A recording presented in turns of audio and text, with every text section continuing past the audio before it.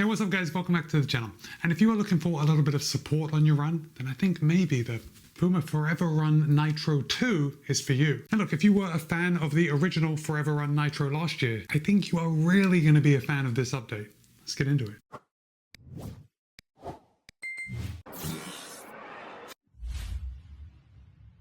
Before we get started, I do just want to say thank you to PUMA. They were good enough to send me this pair of the ForeveRUN Nitro 2 for the purpose of review. However, they haven't told me what to say. They don't have any editorial privileges, and all the thoughts and opinions are my own. But that's it. You're going to be able to pick up a pair of the PUMA ForeveRUN Nitro 2 for $150. Now, I want you to remember that price, $150. But first of all, let's dig right into the specs. The ForeveRUN Nitro 2 has 38 in the heel, 28 in the forefoot for a 10mm drop. PUMA claims that in a US men's size 9, it'll tip the scale at 10.4 ounces or 295 grams. However, in my size, a US men's size 13, it'll tip the scale at 12.9 ounces or 365 grams. Now, if you were a fan of V1 last year, I think maybe you'll be disappointed to hear that in my size there has been a 20-gram increase in weight in V2 over V1. But I do have to say that the quality, the build quality, everything about V2 is better than V1. So let's talk about some of the competition, because if you are thinking of picking up a pair of the ForeveRUN Nitro 2, you're probably thinking about something like the Mount to Coast P1. Now the Mount to Coast P1 will cost you $160, so $10 more than the ForeveRUN Nitro 2. It has 36/26, also for a 10mm drop, and in my size tips the scale at 335 grams, so it weighs 30 grams less than the ForeveRUN Nitro 2. Next up we have the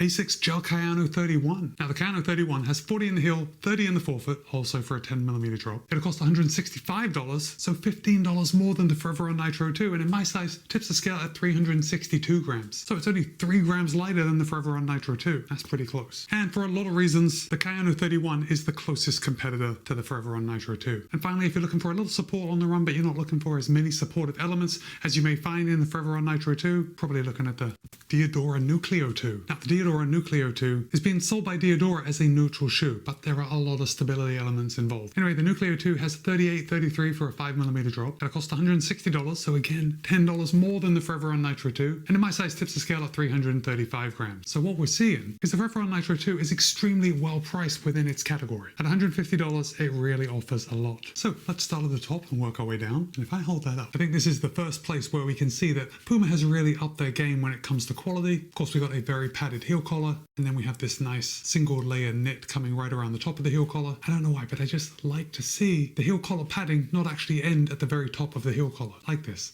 And of course, this knit upper just rolls in nicely to this heel pull right on the back. It's just a very nice implementation of a heel pull. And if I hold up the old one from last year, V1, you can see that heel pull on the back was almost like an afterthought. So PUMA has really integrated the heel pull much better this year. Now for the upper, PUMA is using a lovely engineered knit, but it's quite a thin knit. Now usually I'm not a fan of knit uppers, but I realize I'm not a fan of one-piece knit uppers. And the ForeveRUN Nitro is a very traditional shoe. We have a separate tongue and then the upper, but the knit upper just feels almost a little pliable right here. So when you put your foot in, it feels fairly roomy. In fact, it is quite a bit wider in the toe box than the original ForeveRUN Nitro. However, to my foot at least, it feels like there is a little less volume overall in the shoe, at least compared with version 1. But I don't think that's going to be an issue. In fact, I think it's going to lead to an overall better fit, because generally speaking, people like wider shoes. We like the front of our feet to be comfortable when they're in a shoe. And because we have this stretchy knit upper, I don't see it being an issue for people that have a bit more of a high volume foot. Now, as far as the overlays go, I don't know how well you can see. In fact, I think you can see it fairly well right here. PUMA has done away with their power tape that they had on the shoe last year, and instead we have power print. And that is these lines coming around the toe box here. Then of course we have on the side, exactly the same as the power tape. It's doing exactly the same thing. And then again right here on the lateral side. But basically this power print is giving a little structure to the upper, because it is quite a floppy knit if we didn't have this power print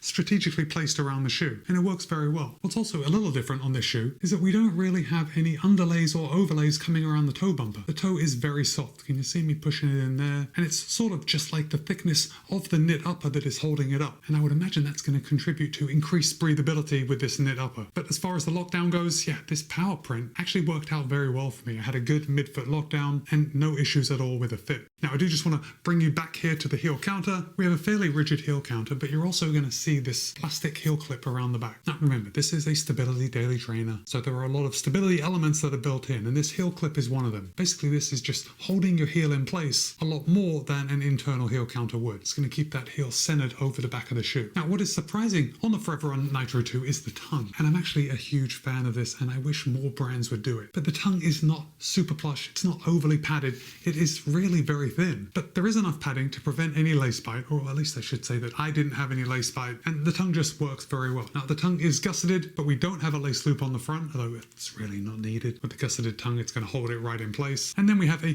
kind of, I don't know, to my eye it looks a little over-engineered, the whole lacing pattern. Seems like there's a lot going on, although I think it's just the normal amount of eyelets. The only thing is with these two top kind of external eyelets, they're slightly wider than the lower ones. And I think that just kind of makes it look a little busy, even though I guess it's just aesthetics. It really isn't. I think it's the same amount of lace loops that a normal shoe would have, or perhaps one extra. But I think what Puma is doing by having their laces set up this way is to give a little more support to that midfoot. So it's kind of pulling the upper around your foot even more so. Again, as far as that midfoot lockdown goes, the shoe works very well. What I did find though, and let me just pull these out, this is probably not going to look like it makes any sense on camera, but the laces, they are not very long at all. And I've got this pulled a little tight, but the laces are not very long. And I think the people that is going to run into a problem with these short laces are people with a higher volume foot than me. The laces are only short to me because they're shorter than some of the competitors. So I run 6 days a week. I'm very used to tying my shoes and aware of how much lace I have left. Now with the ForeveRUN Nitro 2,